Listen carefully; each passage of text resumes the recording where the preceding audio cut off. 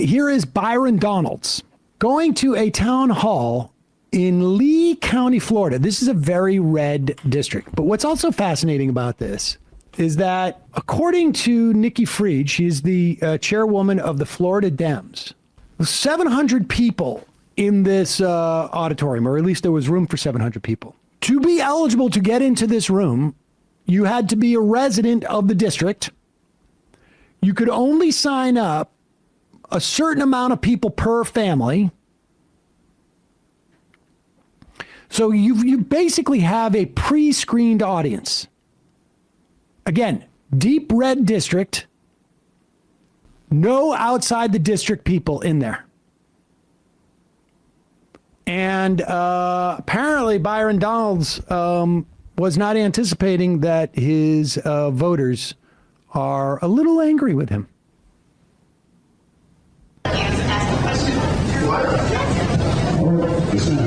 Do you approve Elon Doge invading our Social Security files? All right, pause it for a second. The question was, do you approve of Doge and Elon Musk invading our Social Security files? Elon Doge invading our Social Security files.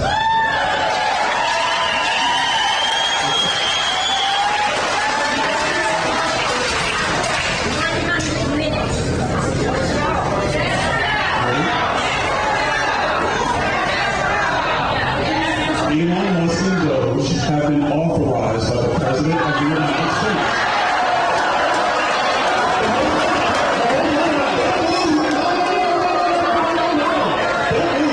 Don't leave. Are you ready? You ready for the other half of it? The previous president, President Biden. So you don't want to hear, you do not want to hear the full story. You don't want to hear the full story. Allow me to educate and bring you the full story. And when you're ready, I'm going to tell you, because I don't want you to yell and not hear the full story. Because you're not listening, you're yelling. Here we go. I'm going to tell you the full story. Here's the full story. The previous administration, Joe Biden, he authorized 53 students to have access to the same database during his administration. 53. He authorized 53 students to have access to the Social Security database. And I didn't hear anybody being upset when Joe Biden authorized that. So how can you be upset when it's that versus Elon Musk?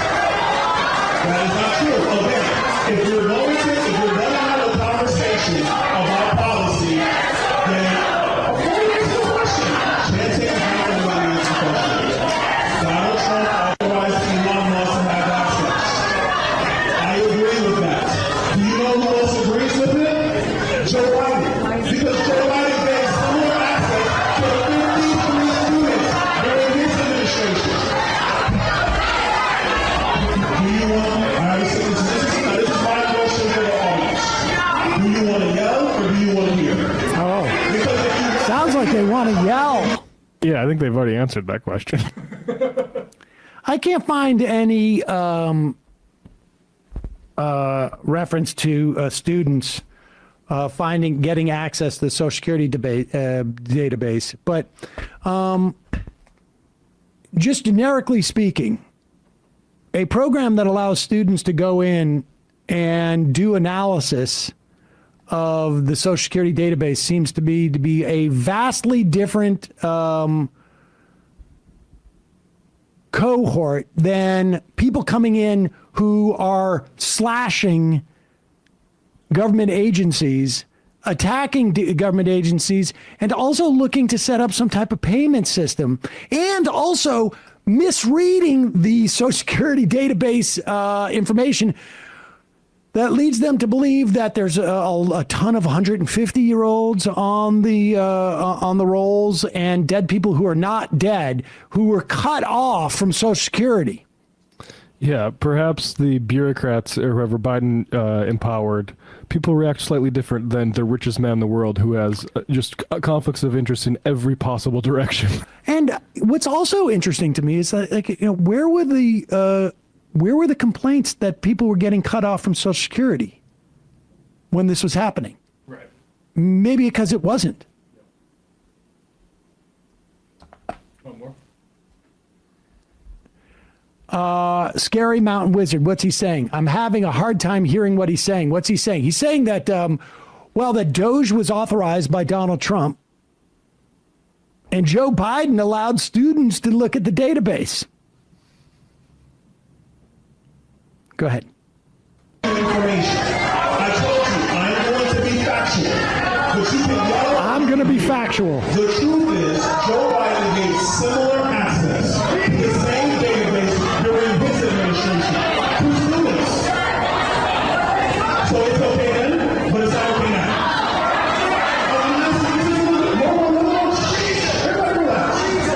Or the people who are upset with Elon Musk, was it okay when 53 students had the same access to the Is he saying the thing over and over again, or is students, it? Oh yeah, it's just repeating itself. That's what it was. This is like, I mean, look, I'm not a father.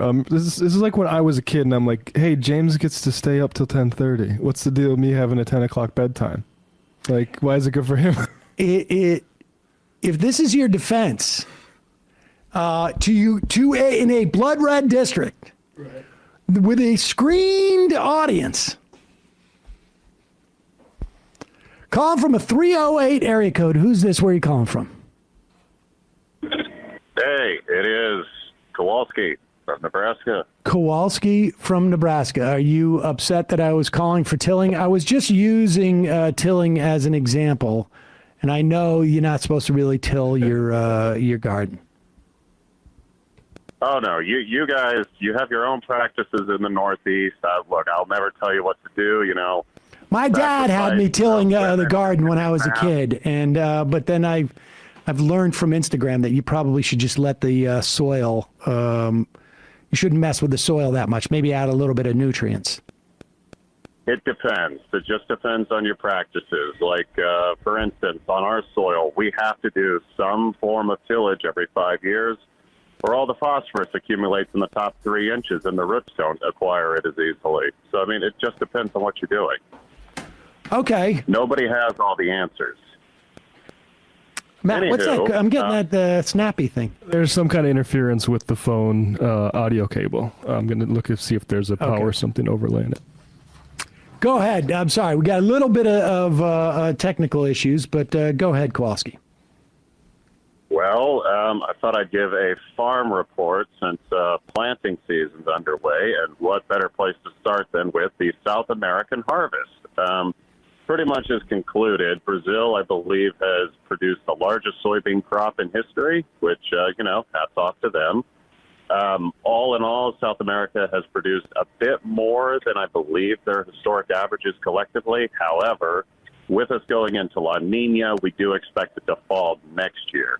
About a month ago, we saw soybean prices plummet quite rapidly. Some of that had to do with Trump's trade war shenanigans. It's kind of like a natural disaster in that way, but a lot of it also just had to do with South America, growing this phenomenal crop. However, with La Nina, drought pressure is beginning to creep up, so next year their production is not anticipated at being as high, given how historically this has impacted things. We expect La Nina to bring more rain to Australia, could be flash flooding. We then expect there to be more rain in India. India's ag system is kind of its own thing. It doesn't really impact the broader planet. East Africa, though, is a hot spot to watch. There are 3 major issues there because this is going to bring drought conditions more than likely. And there is already a major disruption with food distribution, with Israel antagonizing the Houthis for reasons we're all aware. Right. But then we have the Sudanese civil war, which has displaced a lot of people. And we also have the Rwanda invasion of the DRC, which is this whole other thing, which is just disrupting people from farming. So there could be a lot of food pressure there. It looks like the French and the Chinese are going to be leading the food distribution efforts there, but we'll have to see. The loss of USAID there could be pretty bad if things get, historically hairy. But the impact here in the U.S. is we expect the upper, well, not necessarily the upper, I guess you could say the western part of the Midwest to be a little cooler, a little drier, the East to be a little cooler, but a little wetter. And then I don't know about the rest of the country because I've only been reading up on the grain side of things. So, things are looking like production will be fine. We might have some issues with distribution, and the trade war might cause the U.S. to, have like a full-blown rural recession, even if the rest of the country doesn't. But Right. It's looking like we're all going to be in a sinking ship together. So that'll be fun. Yeah, and that may Hard actually to be bring best us case together. scenario, based upon my understanding of how they're messing with payment systems. But Kowalski, one question from the IM. Since you're on the line, can Kowalski speak to the benefit of farm CSAs? I'm not sure what that acronym is. Really? There's a lot of. Isn't it like a share, community share, or something like that? So the There's a CSA. lot of acronyms, I feel. Oh yeah, you don't know. It's this is like a local farm, small farm. Community-supported agriculture. Yeah, it's like it's like when you sign up for a CSA and you get 12 squash or all kale one week, or whatever they're growing. I've never heard of this. I go to the grocery store. I guess. Oh, Yeah. wait, there is a question, though, I have for you when it comes to agriculture, though. All right. Just because it's a bigger industry. What is up with the bees? I don't know. For years we were covering like the that bees were in danger, and this year, the past year or so, seems to be really problematic. Like it looked like there was last thing I read was like 80% failure rates for a lot of colonies nationwide. Yeah. I mean, it looked like there was a resurgence over the past couple of years, and I don't know. I have not seen like any type of viable theory other than like some type of virus. Yeah, the only two things I could think of is some sort of disease or something associated with like a mild winter causing them to come out and then die when it refreezes. Because as bad as insecticides and other herbicides and pesticides have been, you wouldn't expect this to just happen out of the blue all at once. Right. No, you wouldn't expect it would be on a sort of a trajectory. There's been no, as far as I can tell, there's been no new big pesticide that has been rolled out this past year. To the best of my knowledge, we've been reducing pesticides nationwide. Yeah. So, it is concerning because for those who are unaware, bees and other pollinators, for fruits and vegetables, it's like 70% of them being able to be pollinated. I believe they're pretty much essential for apples. Yep. I mean, I have seen people take puffers to apples lately and blow the pollen around. Well, good. We'll have an AI robot just, spreading pollen around.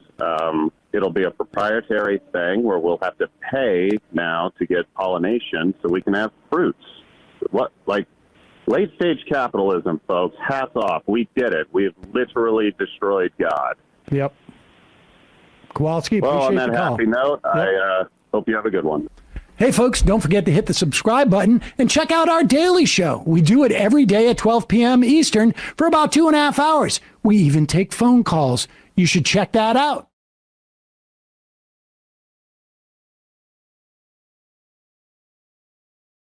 Today, the age in which you can receive full Social Security benefits are going to rise to 66 years and 10 months starting yesterday. It is the second to last step before it reaches 67. So all those morons who have been calling for the rise of Social Security, you don't have to write that down. All those morons who have been calling for raising the age of Social Security did not know that this was already built into the plan from 1983.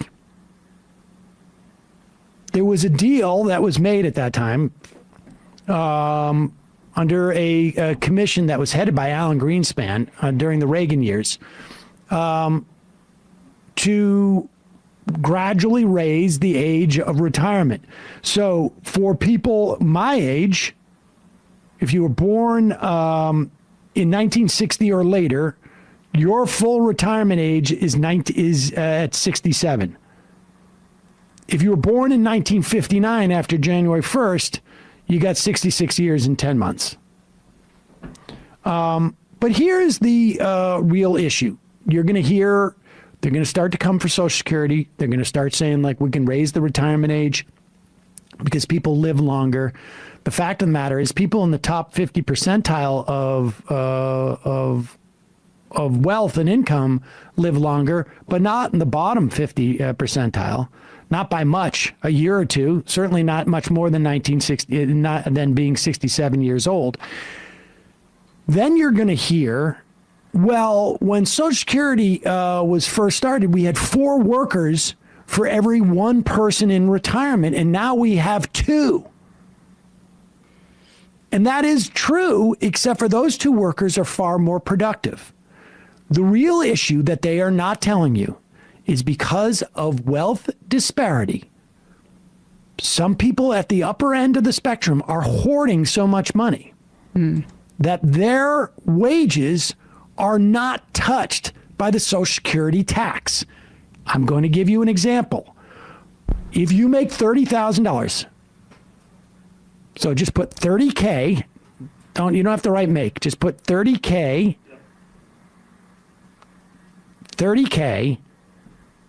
it's times 6.2%. Can you go down a little bit so we can get it into the middle of the frame a little bit? Just hit the return on this. The employer, or I should say the employee, pays 6.2%. Yeah, there we go. And just come down a line or two. Yep. Okay, right there. It's good. And that amount is $18.60. Now, your employer matches it. You pay $18.60. Now, equals. This is a math problem. If you make $50,000, you pay 6.2%, and that equals $3,100. If you make $100,000, 6.2, this is easy, $6,200. If you make $176,000 a year, which is where the cutoff is, 176 at 6.2, you're paying $10,912 in Social Security wage taxes. But here's where it starts getting interesting, and this is the problem. If you make $400,000 a year, it's 6.2% only on the first 176, so it equals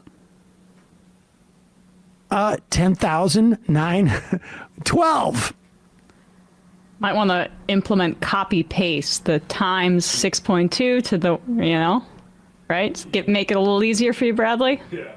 Because it's 6.2 only on the first 176. So you don't even have to do the 6.2% because if you make $3 million,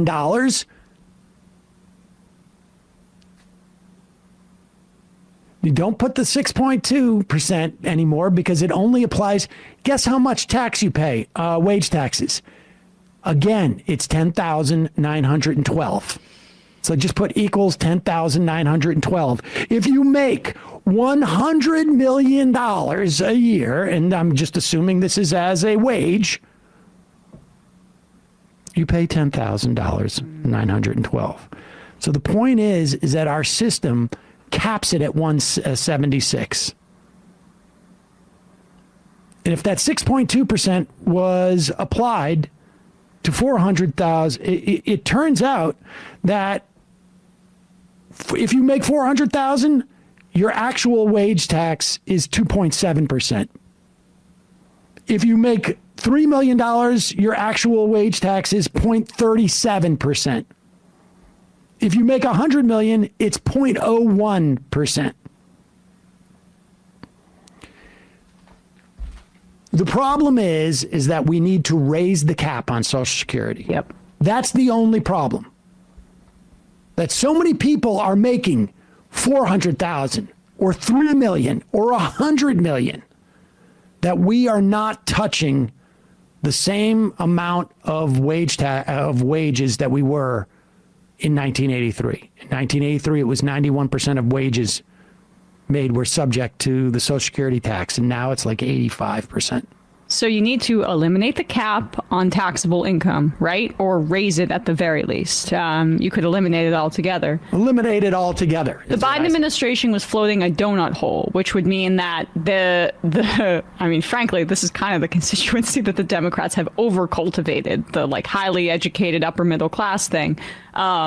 That would basically make it so that there would be a donut like hole. 176 to 250 or 250 to 400 or something like that. You're not taxed, but then say, I think maybe the proposal was if you're a millionaire or if you're making $500,000, then it kicks in again. I think that would be preferable to what we have now. But for the longevity of a program, the universality of it makes things more durable, right? So eliminating the cap would be great, but at least raising it significantly makes it so much more durable and less subject to kind of tweaks. Because a donut hole, you could change who is subjected to the donut Gregarious hole. Christ asked, is there a reason not to just remove the cap flat out? And there is a reason, and it's called politics. Yeah. And it's called electoral politics.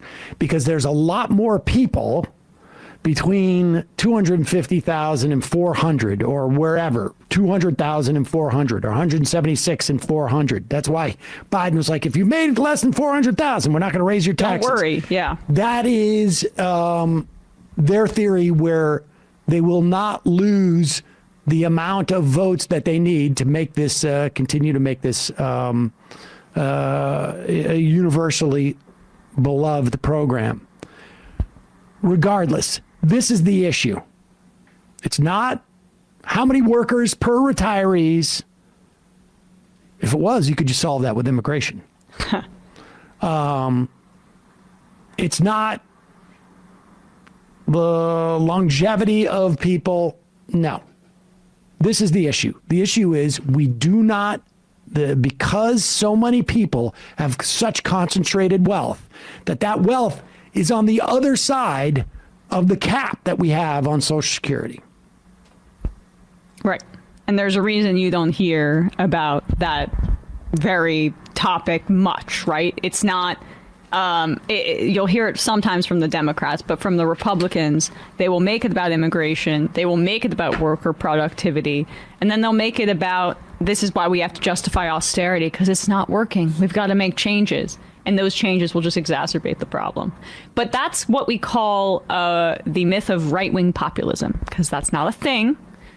There is a right-wing populism, but it's just a right-wing populism. It is not economic populism. The right-wing populism is a defined thing, and it is nativism, and it is fascistic. I mean, that's just simply this is a thing. The academics have talked about this for years before it became something that Donald Trump utilized, and it provides some services and some material benefit, but based upon things like race.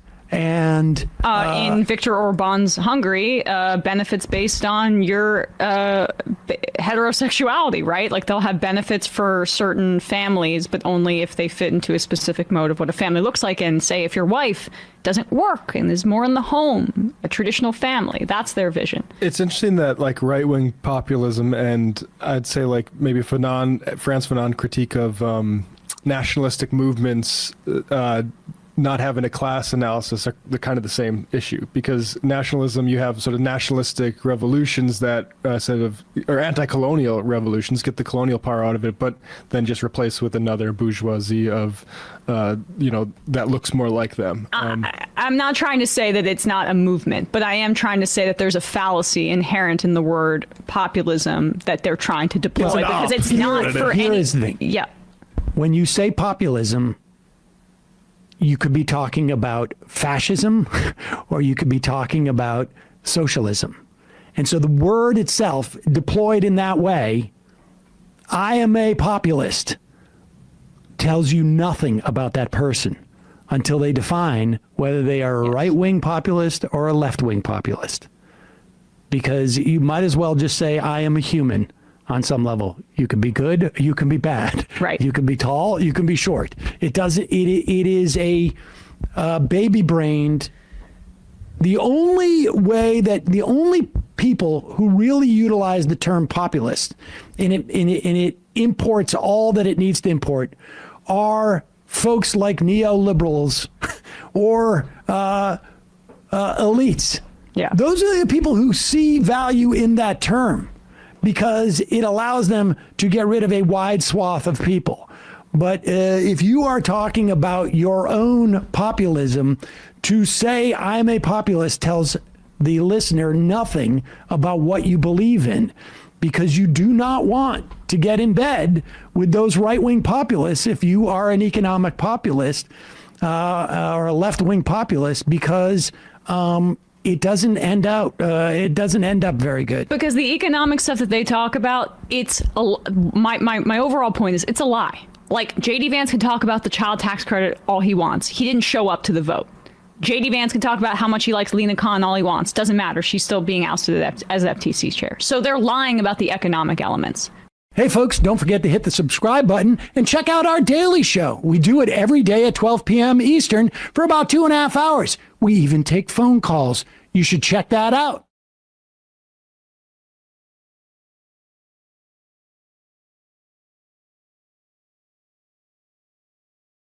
Tomorrow, Saturday, the 14th, there's a couple of things happening. 250 years ago, tomorrow, the 14th, the Continental Army was established as a way of fighting back against the British. The military had decided about as late as like a year ago that they were going to have a small commemorative celebration. Donald Trump became president. His birthday, I think, is the 14th. Is it the same day? And has decided that he's going to celebrate. He's going to finally have his big parade.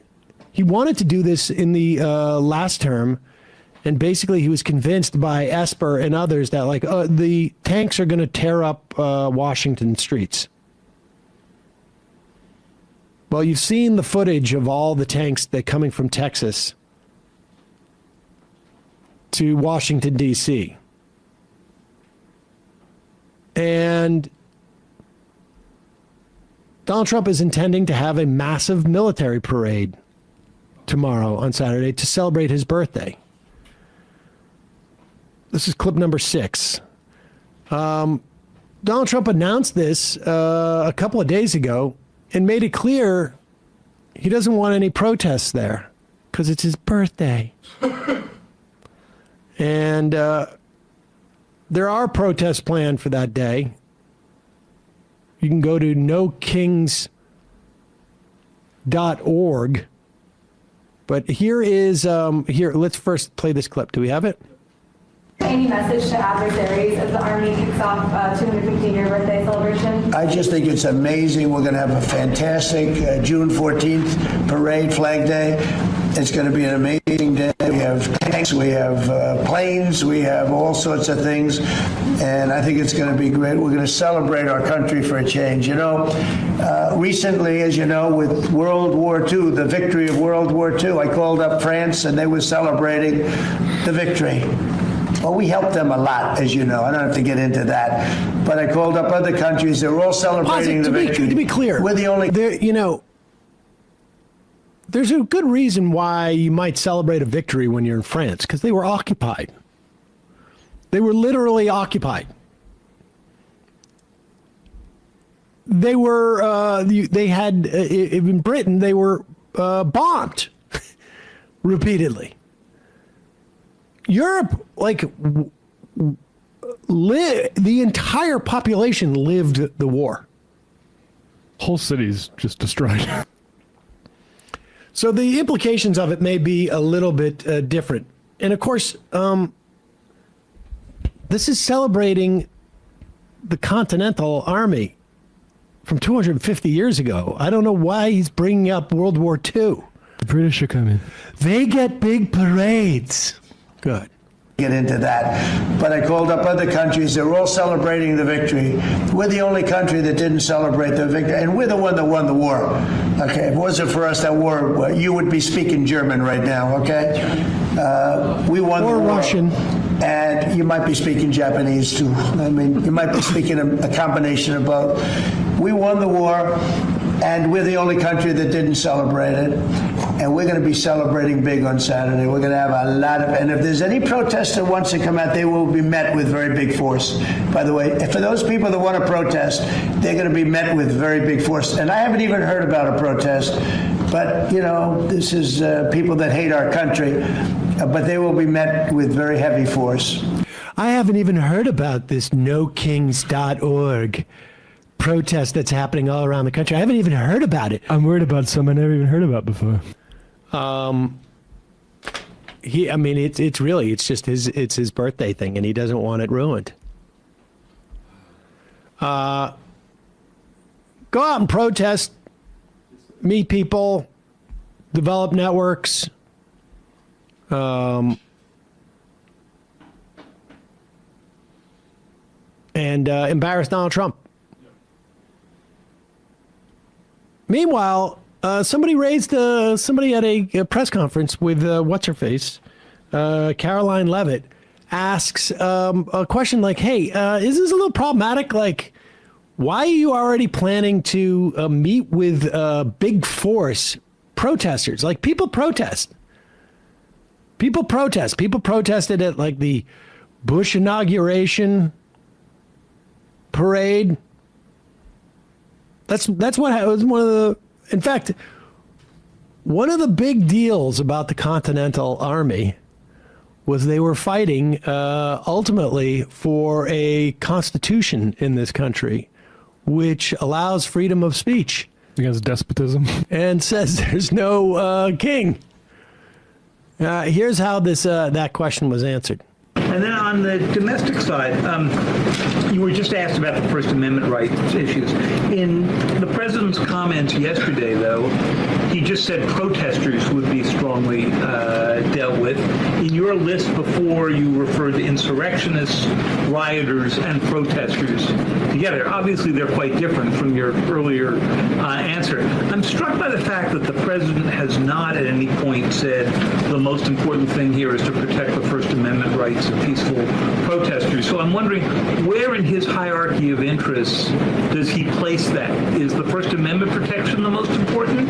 Is stopping violence most important? Why is he not out saying all peaceful protesters will be protected? I think two things can be important at the same time. And the president, as I just answered, supports the right of Americans to peacefully protest. He supports the First Amendment. But that is not the majority of the behavior that we have seen taking place in Los Angeles. We have seen mobs of violent rioters and agitators assaulting law enforcement officers, assaulting our federal immigration authorities. And we have seen, as I said, this goes back to what this administration is trying to do and accomplish, and that's enforcing law and order in our nation's communities. And it's removing public safety threats from communities in Los Angeles. You're saying the majority have not been peaceful, the majority have been violent. I just read for you the arrest numbers. We've arrested nearly 400 illegal aliens alone, just illegal aliens who have been arrested in these riots since June 6th, since they began. Thousands of people on the streets. Yeah, and we've had hundreds of people who have assaulted law enforcement officers. Are you saying that that's not that's I pause it here. behavior? First off, I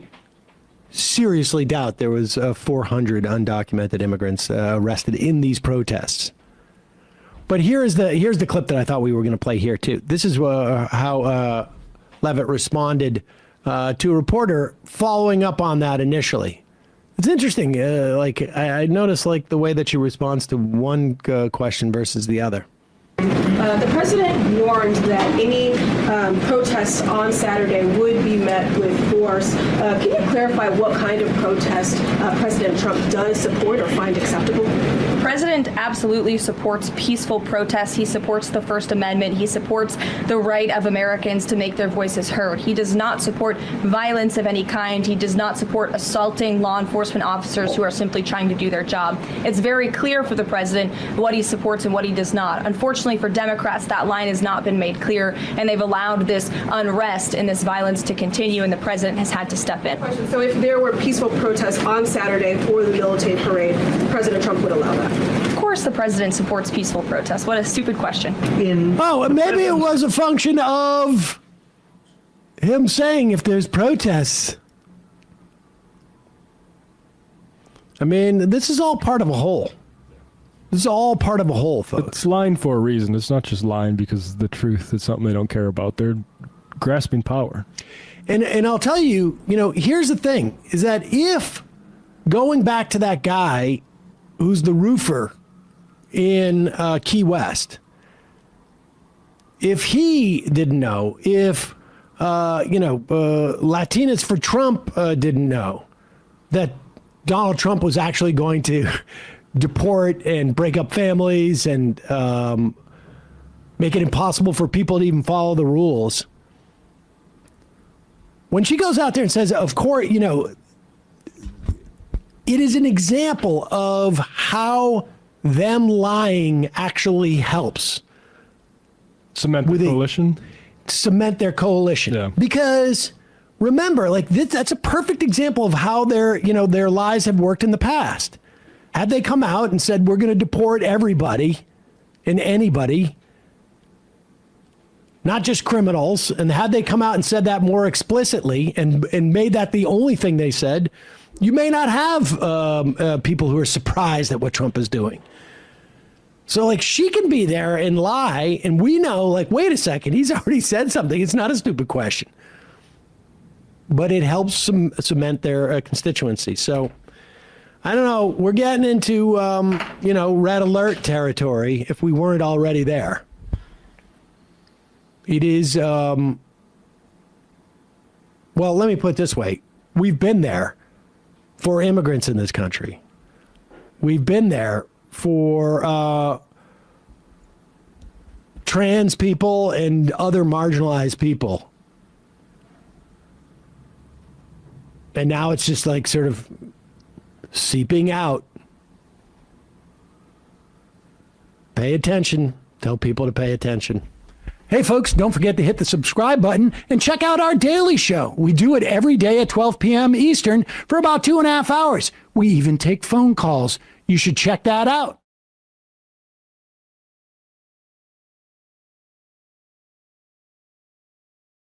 Listener Spocko sent us this video of Representative Mike Flood, Republican from Nebraska.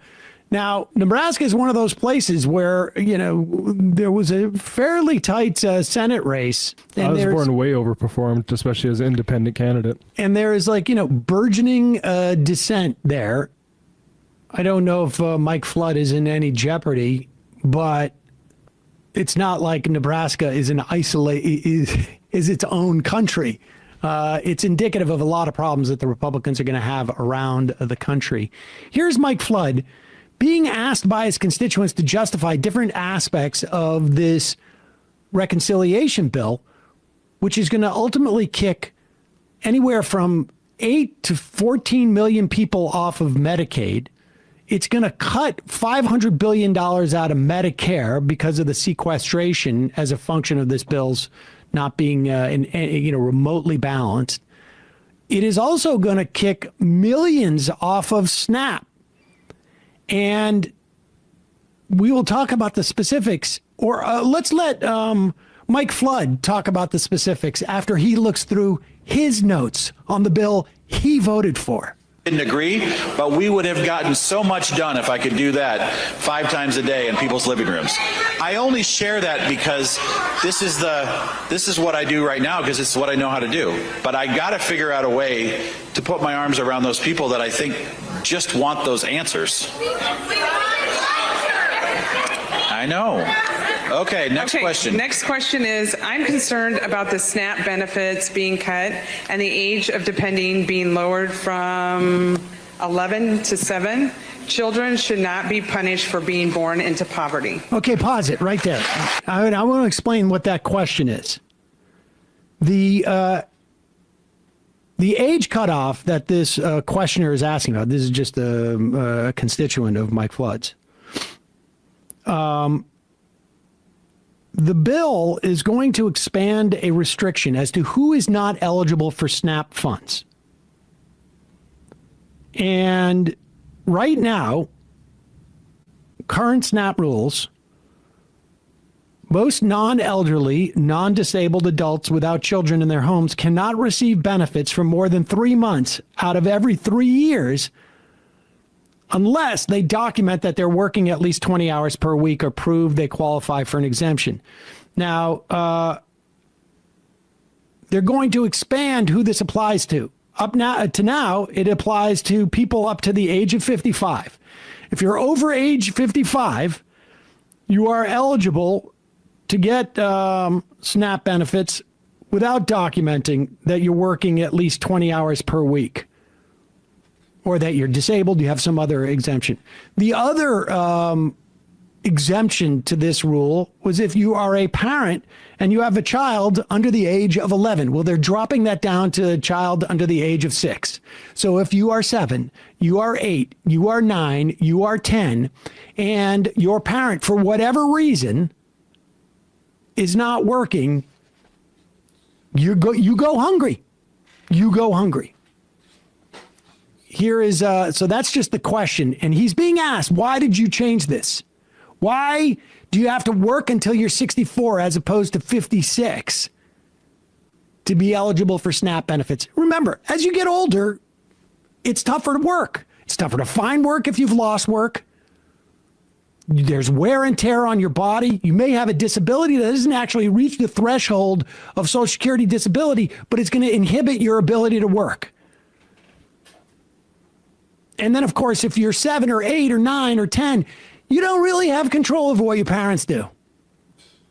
Good. Okay, next question. Next question is, I'm concerned about the SNAP benefits being cut and the age of depending being lowered from 11 to 7. Children should not be punished for being born into poverty.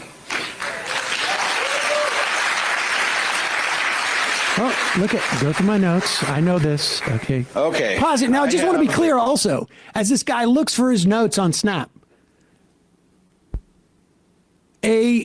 Literally a teenager who spent 20 minutes reading about this bill would know that SNAP is the second largest pool of money that is being cut in this bill. And this guy has absolutely no idea what this woman who asked her a question is referencing. Let me check my notes on the whether I took food out of people's mouths. And he's going to go, and he's not even looking for notes on the bill. He's looking for what the talking points are in a generic sense, because you can tell he's not even addressing any of this stuff. Poverty. SNAP. Let's see. SNAP talking points. SNAP talk. Okay, here we go. Okay. I knew SNAP was going to be an issue, and it's something that I know the Lincoln Food Bank is here. SNAP during COVID was greatly expanded for good reason. We had a lot of people that couldn't work. We had a lot of different programs that were expanded, inflated, added to. We want to make sure that people that can work are working. And again, our SNAP error rate in Nebraska is nothing compared to the other states.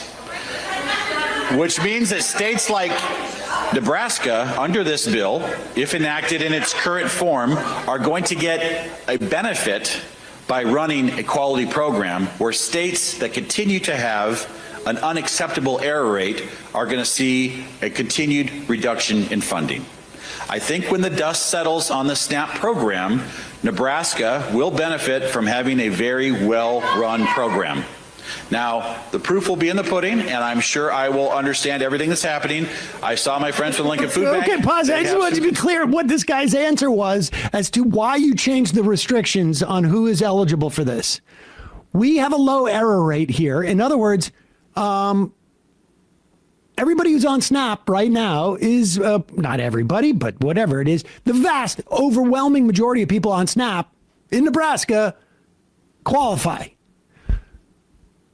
He doesn't address the fact that they're changing the qualifications. He's implying that somehow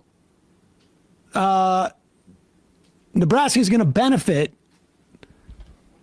because other states have higher error rates.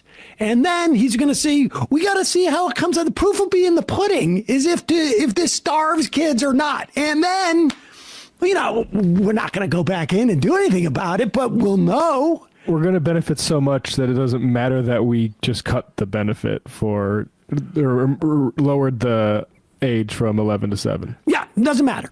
It doesn't matter if 55, 56, 57, 58, 59, 60, 61-year-olds, 62-year-olds, 63-year-olds, 64-year-olds. If you're not working 20 hours a week, we know you're just coasting into like, I mean, who is the 56-year-old? How many of the 56-year-olds in this country are like, I've lost my job, but I'm living large, and you know what?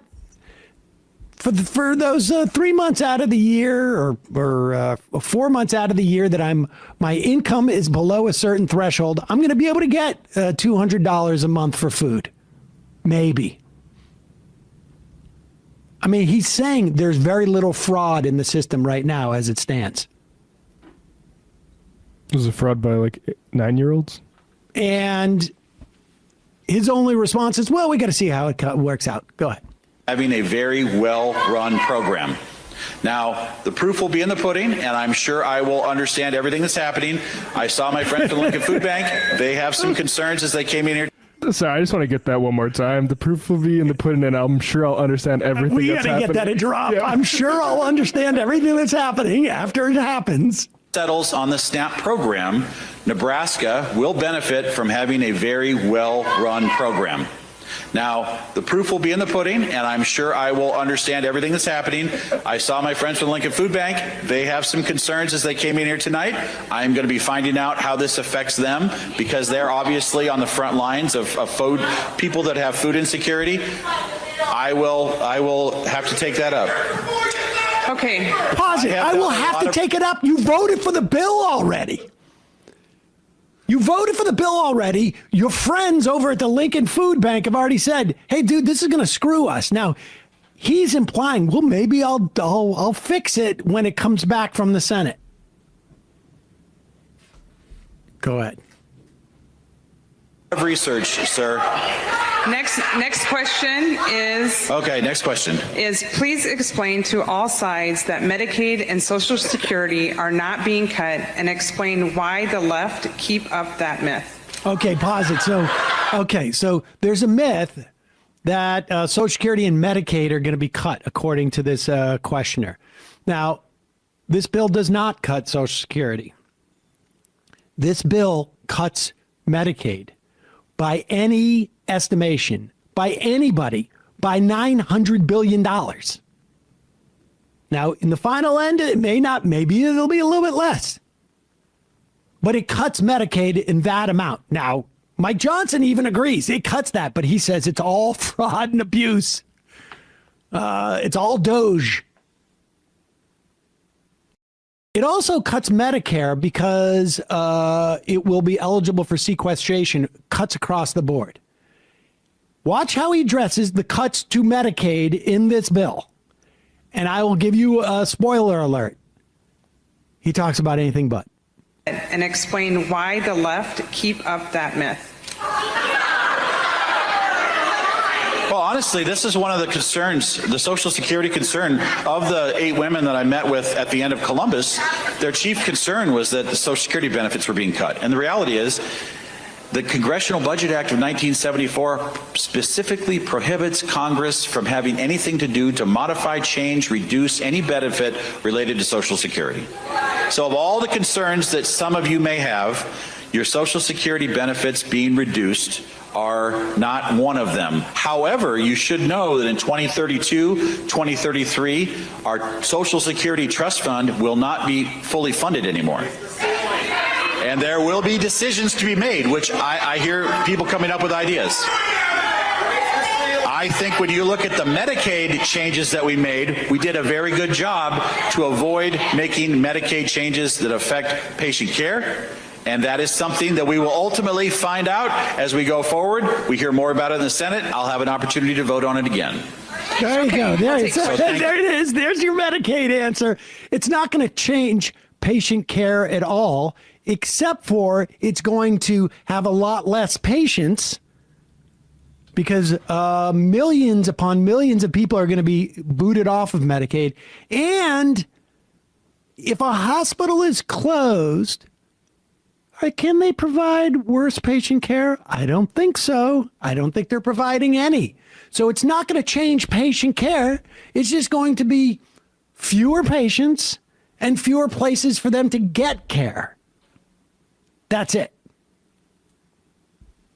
And then let me talk about Social Security for like the 90% of the answer. I mean, these guys are going out there and they have this is I don't know if it's a blood red district, but this is not a guy who is in any type of jeopardy of losing his seat to a Democrat. And this is his inability to answer these basic questions at a town hall. You don't want the food bank people looming large being upset at you at your town halls, I don't think. I mean, good luck to any Republican in anything less than like an R6 district. Republican in a R6 district, go do a town hall challenge is what I say.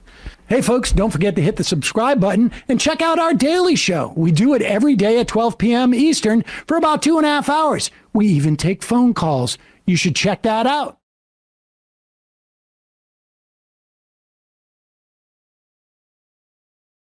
Donald Trump unable to shake this Jeffrey Epstein stuff. Now, apparently he has ordered Pam Bondi to release the grand jury stuff. The guys who actually worked on the grand jury said, we keep those reports very, very brief for purposely so that we can, roll things out to a grand jury. There's not much there. There's a lot more stuff that the FBI could release. We'll see if that satisfies Donald Trump's minions.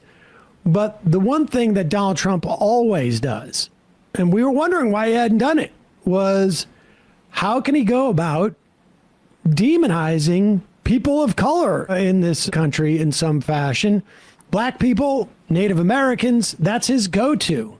To distract when he doesn't like a news cycle. Colin Kaepernick, not available, apparently. So I think Donald Trump knows of one other black guy, and he set Tulsi Gabbard out.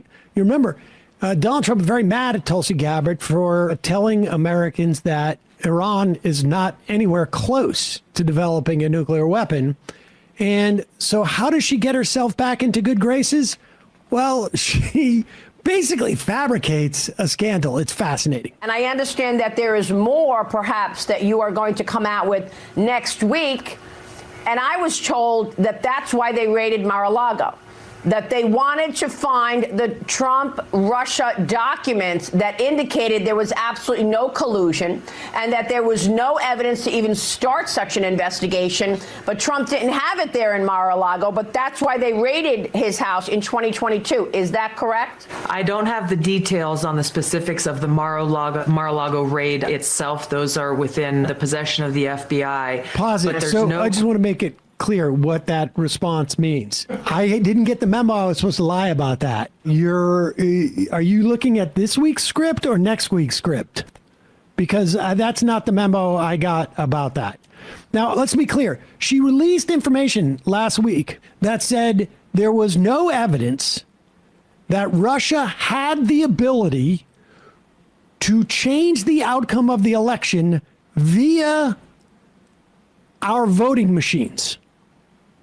And in 2016, it was quite clear. In 2017, that was reported multiple times that there was an attempt to breach in one or two places around the country, but there was no wholesale or broad threat to the integrity of the actual voting tabulations in terms of Russians. So she's just reiterating this stuff and trying to conflate it with what the other accusation is that there were tons of Russian operatives working out of the what they called the Internet Research Administration, the IRA. I can't remember exactly what it is. And she doesn't even touch that. No, she's just doing this, I mean, incredibly bizarre. Internet Research Agency. Yeah, and this is notable that this is on Fox Business, given the fact that I think around 24 hours prior to this appearance, Trump had filed some frivolous lawsuit against Rupert Murdoch because the Wall Street Journal published the contents of the letter he wrote to Jeffrey Epstein. So the reason that the FBI had to raid Trump's Mar-a-Lago, compound back in 2022 was because they requested all these classified documents that he had hoarded in his bathroom, or they were moved into the bathroom, and he had refused to return them or only partially returned some of them. So they had to execute the search warrant. To read in the bathroom. Secret document where Obama... Guilty. Yeah. I like to read in the bathroom. Put the secret document where Obama admits to framing me underneath the toilet paper. So that's what the allegation is now, is that he was right to hold the documents because they contain the smoking gun about Obama not being accurate about Russian collusion. Don't release them. Just put them underneath the plunger, please. God. I don't have the details on the specifics of the Mar-a-Lago raid itself. Those are within the possession of the FBI. But there's no question in my mind that this intelligence community assessment that President Obama ordered be published, which contained a manufactured intelligence document. It's worse than even politicization of intelligence. It was manufactured intelligence that sought to achieve President Obama and his team's objective, which was undermining President Trump's presidency and subverting the will of the American people. So yes, next week we will be releasing more detailed information about how exactly this took place and the extent to which this information was sought to be hidden from the American people, hidden from officials who would be in a position to do something about it. And that's really the point here that I think is most important, Maria, and you said it in your opening. Accountability is essential for the future of our country, for the American people to have any sense of trust in the integrity of our democratic republic. Accountability, action, prosecution, indictments for those who are responsible for trying to steal our democracy is essential for us to make sure that this never happens to our country again. Ask the moms. I agree with that last part. And it would have been great advice for her to have given to Barack Obama in 2008, frankly, and to Joe Biden in 2020. Who she endorsed. Exactly. When he decided to get Merrick Garland, the most feckless AG we could have possibly imagined. Here is Donald Trump with an AI. Again, this is all just part of his distracting from the Epstein stuff because they were nipping at his heels. And so what he basically did to his followers is, I'm going to throw at them the black guy. Here we go. There's no audio to this, by the way, because... Well, there is, but it's the YMCA's Village People. Yeah. The Village People's YMCA songs. Yeah, we can't play that. You'll be shocked to hear. Here it's Trump sitting down with Barack Obama. He signals to somebody, and then people come in to arrest Barack Obama. And there we go. They also show him in, a jumpsuit in prison at one point. Whatever. Let's go on to the part that's that is also more relevant, and that is the Trump goes on because it's not enough. People are not thinking enough about Barack Obama. Trump moves over to, he can't find, Colin Kaepernick is not around, apparently. And so he immediately goes to the next best thing. And here he is on Truth Social. My statement on the Washington, he calls them Redskins, has totally blown up, but only in a very positive way. I may put a restriction on them that if they don't change back to the original Washington name and get rid of the ridiculous moniker Washington Commanders, I won't make a deal for them to build a stadium in Washington. The team would be much more valuable and the deal would be much more exciting for everyone. Cleveland should do the same with the formerly Cleveland Indians. The owner of the Cleveland baseball team, Matt Dolan, who is very political, has lost 3 elections in a row because of that ridiculous name change. What he doesn't understand is that if he changed the name back to the Cleveland Indians, he might actually win an election. Indians are being treated very unfairly. Make Indians great again, MIGA. I mean, this is an old playbook, and it very well may work. Josh Harris says he's not changing the name, the new owner. I mean, the Commanders have had now, with drafting Jaden Daniels, number 2 overall last year, the most success that they've had almost entirely in my lifetime. There's only now, it was between the Commanders and the Cowboys, the last NFC teams that hadn't been to a NFC championship, and like that, they were the record holders. Now the Cowboys hold it singularly, which is very gratifying. But why would they change the name after having such a successful year, except that like Trump is undemocratically holding the city of Washington, D.C. hostage because they want this old RFK site back and they want to build a new stadium. I don't know if it's going to work in terms of him getting the name changed. Yeah. That's not the agenda. But to distract it. The agenda is to give his MAGA followers a different bone to play with. And in that regard, I think it's going to. I think we're going to start seeing Fox News is going to be talking about the NFL for the first time in ages. They're all slagging the players of the WNBA because you know how important women's sports are and protecting women in women's sports are fair wage to them. Yeah. Hey, folks, don't forget to hit the subscribe button and check out our daily show. We do it every day at 12 p.m. Eastern for about 2.5 hours. We even take phone calls. You should check that out.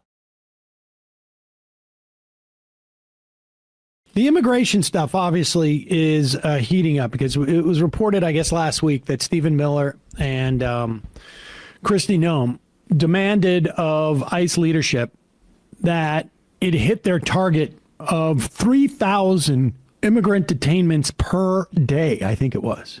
I think prior to that, they were doing 600. Maybe it was on a weekly or daily. Will you check on that for me? Nevertheless, it was an increase in these detainments as a multiple of 5.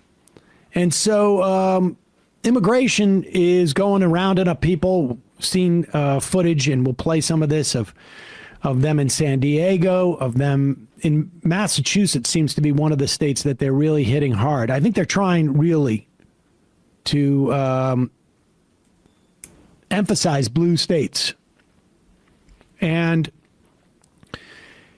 at a immigration hearing yesterday in New York City, there were protests there. And at one point, the protests were getting out of hand, and I don't know how much they were getting out of hand, but they were loud. And the cops there wanted them to disperse. And apparently, this is the story as I understand it, Jerry Nadler's office is in that same building. And one of the staffers said to some of the protesters, look, come up into the office and, let's reset everything and calm down. They went up there. I think they then left. But then apparently these federal cops come up and bust into the office and immediately arrest or cuff one of the workers there. All right, take it from the beginning.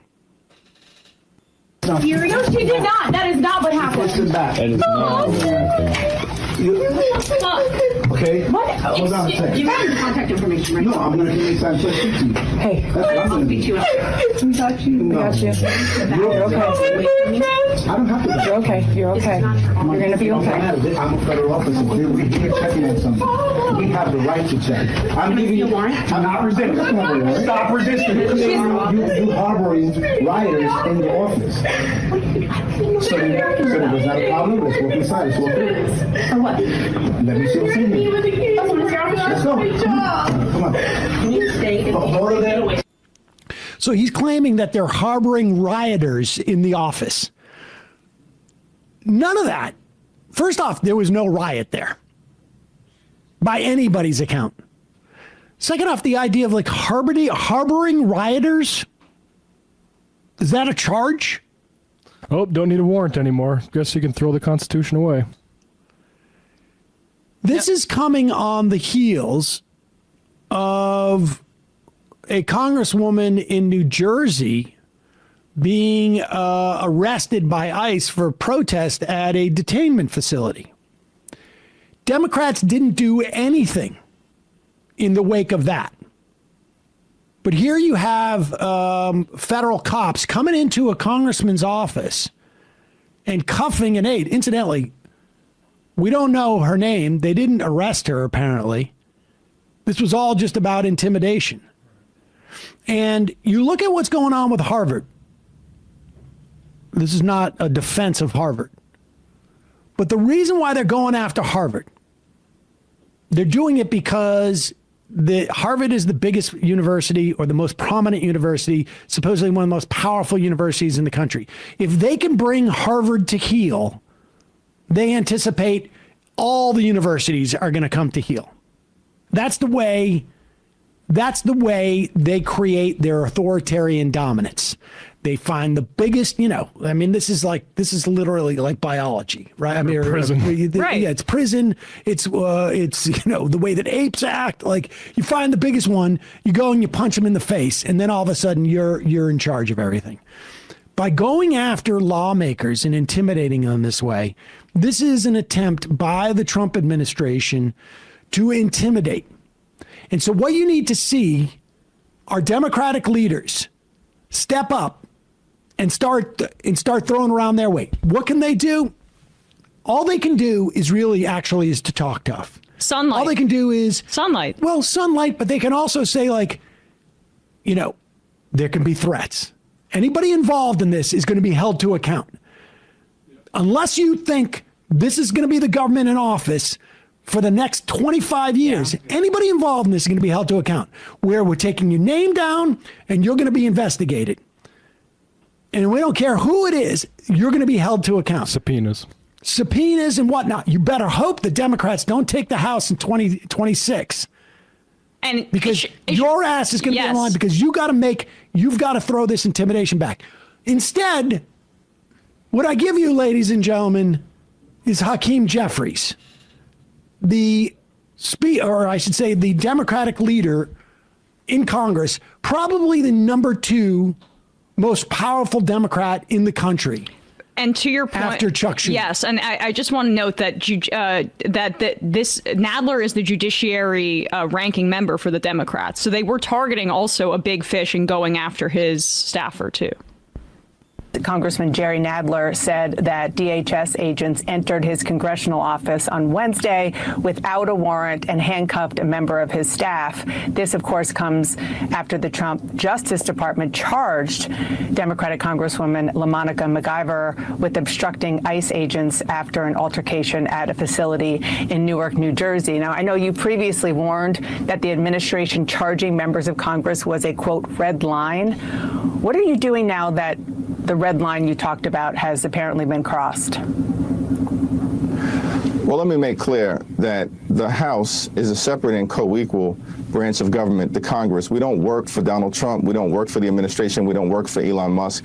We work for the American people. And we have a responsibility to serve as a check and balance on an out-of-control executive branch. That's the constitutional blueprint that was given to us by the framers of the United States democracy that we have inherited over the last few centuries. And so we're going to continue to undertake our congressional responsibility, notwithstanding efforts by the Trump administration to try Pause to it. I mean, intimidate. can you believe this is the first 60 or 90 seconds of what this guy has to say?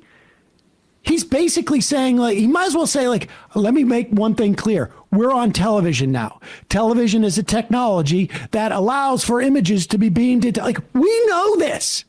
The whole premise of the question is, you're a Congress.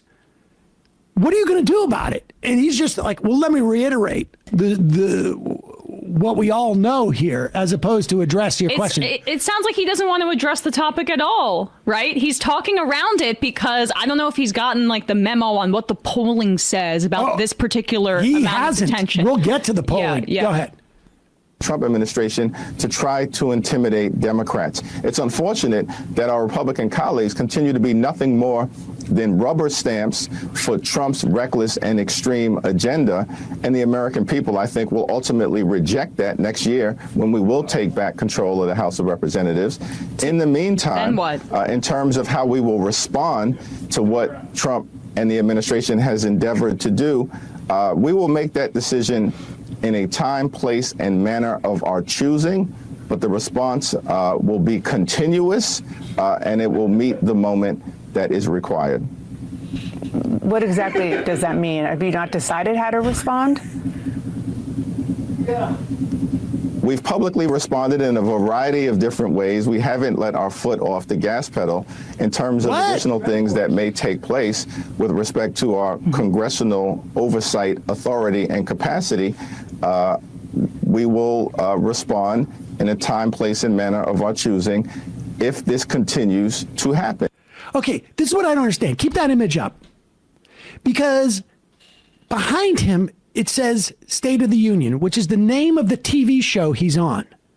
But he's answering as if he was asked this question by a waiter at a restaurant and had no idea anybody was going to ask him any question about this.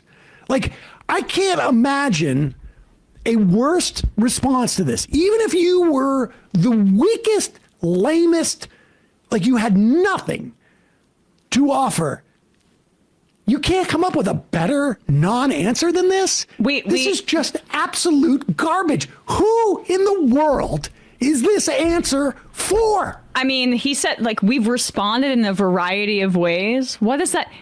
Is everything bagel resistance over there at with the Democrats? But not only it's just it's so silly. And not only is it everything bagel response, it's also, but don't ask me to answer what the next question, which is, what are those things? I mean, if she says, what does that mean? And we're looking at this going like, what does that mean? Why does this guy allow himself to go on television when he cannot even communicate his non-answer? Just don't go. Just don't go. Like, what is it that you think this is achieving? What is this supposed to be achieving? And I'll tell you what it's not achieving. It's not helping Democrats. Look at this poll. Let's go with that CNN. What number is that? Oh, this is the stuff that Harry Enton put together. I saw this. No, this is the other guy. Okay. What number is it? 3A. 3A. Yeah, and it's going to be Pop the video. this up. Yeah. Oh, this is a different guy. So much bad. No. David Chalian. Nope. Yeah, right here. Listen to this poll.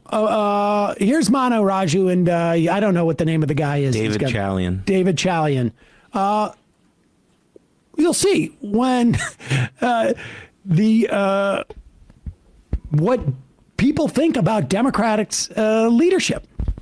This morning, we have a brand new CNN poll that shows what voters are thinking about both parties. David Chalian joins me here at the Magic Wall to take us through this poll. So, David, what are the key takeaways? Yeah, this is where we left off on election night 2024, but we wanted to get a sense of where Americans are right now. And one key trend we're looking at here, Manu, is should the government do more, or is the government trying to do too much?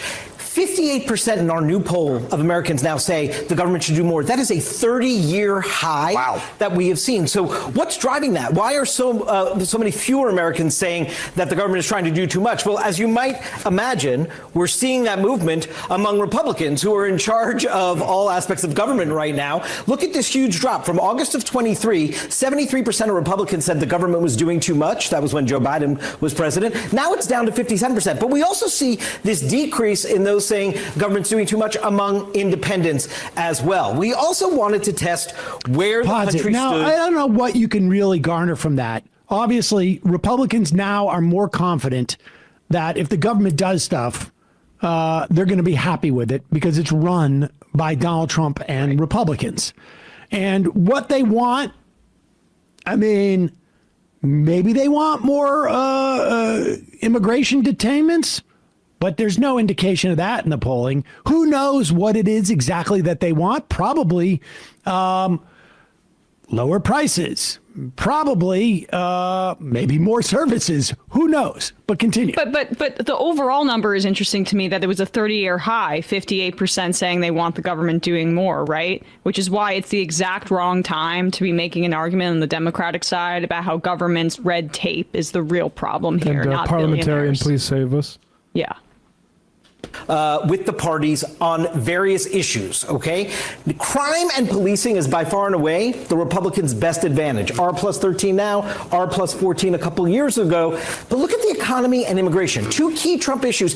You see, it's still a Republican advantage, but you see that advantage is narrowing on both of those key issues. This gets to what he was saying, I think, about some of the...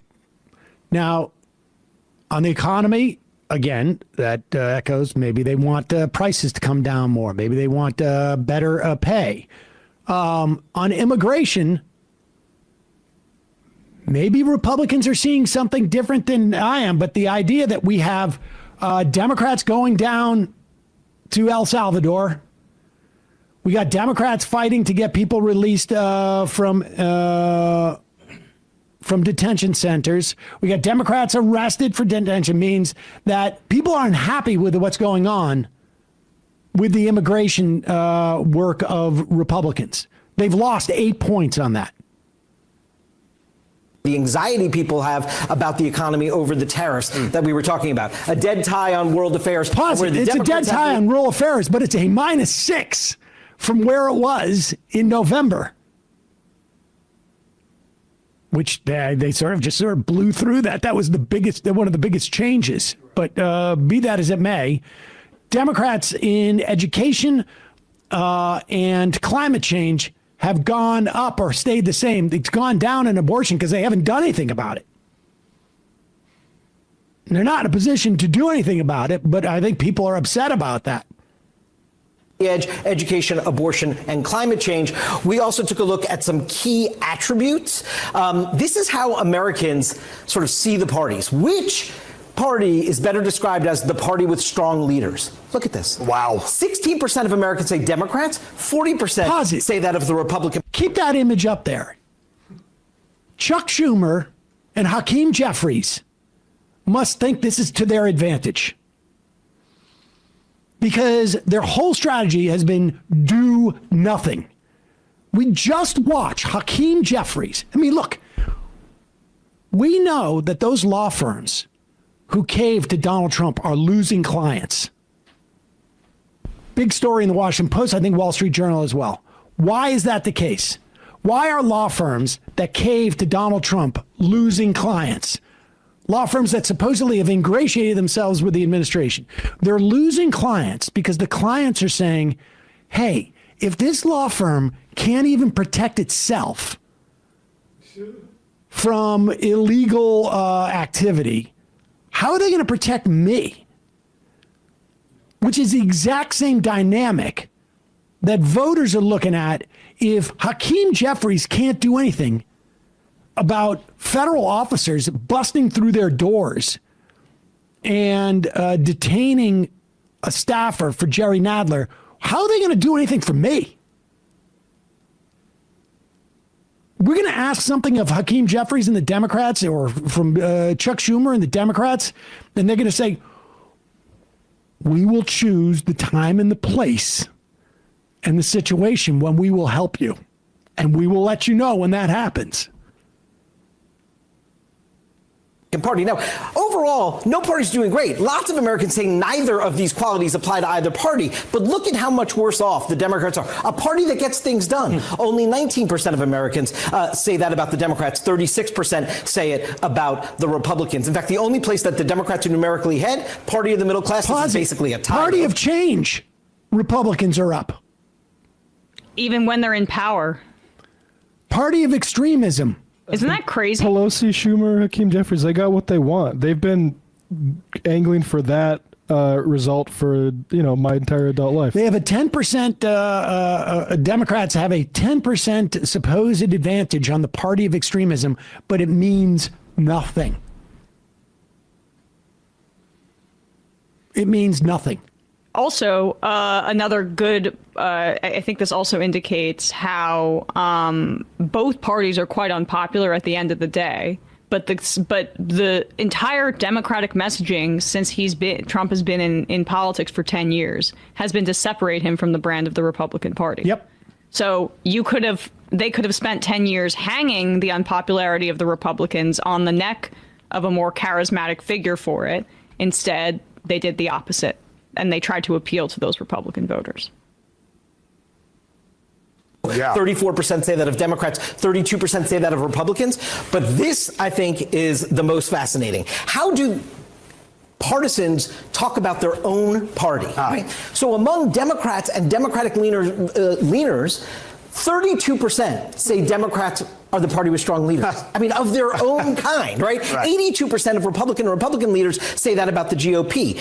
Only 41% of Democrats say they're the party that gets things done of their own kind. And I will just say, 51%, Manu, a majority of Democratic and Democratic leaners say neither party gets the party that gets things done attribute. Imagine that's the project that Democrats are working on. Yeah, and beyond the issues here, there's some structural problems with the Democrats. And the interesting thing is, if you look at the Democratic Party, the Republican Party thinks that they're more extreme.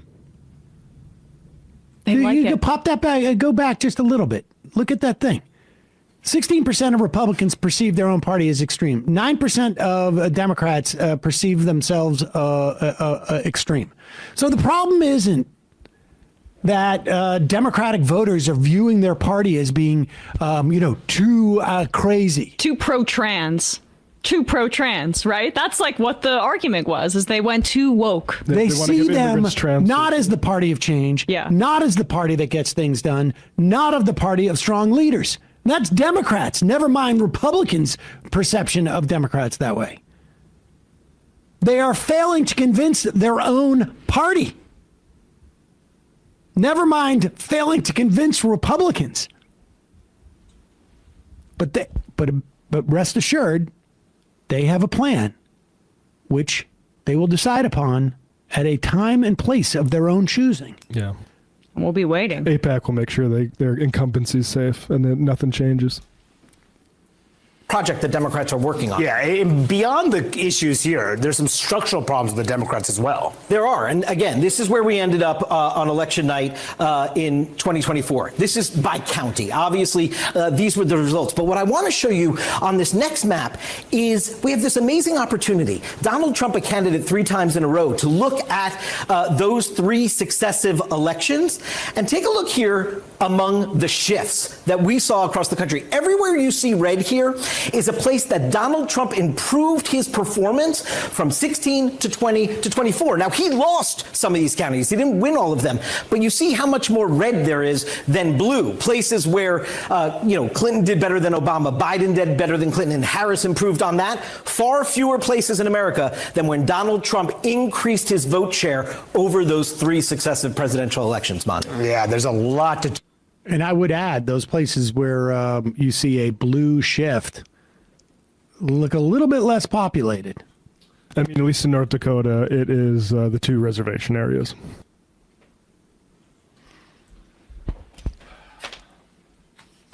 Well, the good news is Chuck Schumer is still on his book tour. I know people were concerned about that.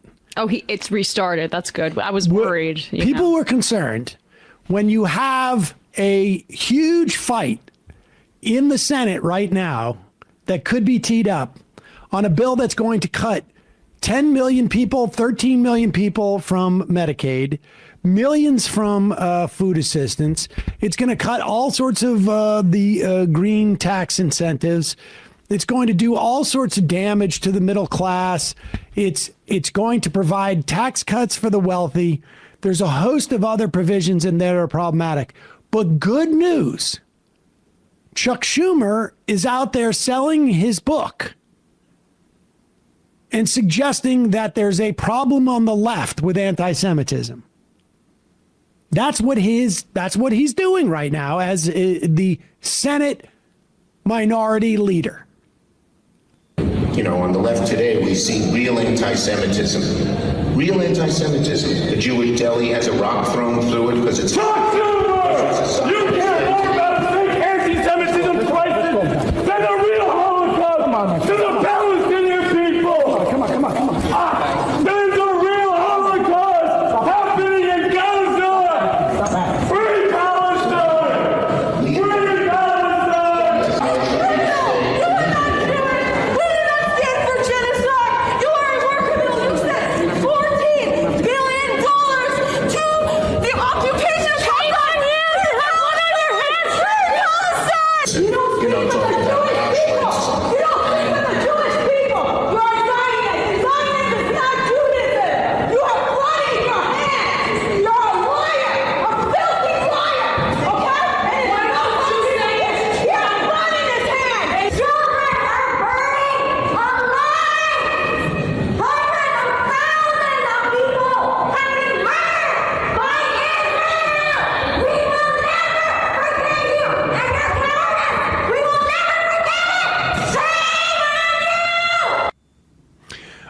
Good for those folks. Yeah.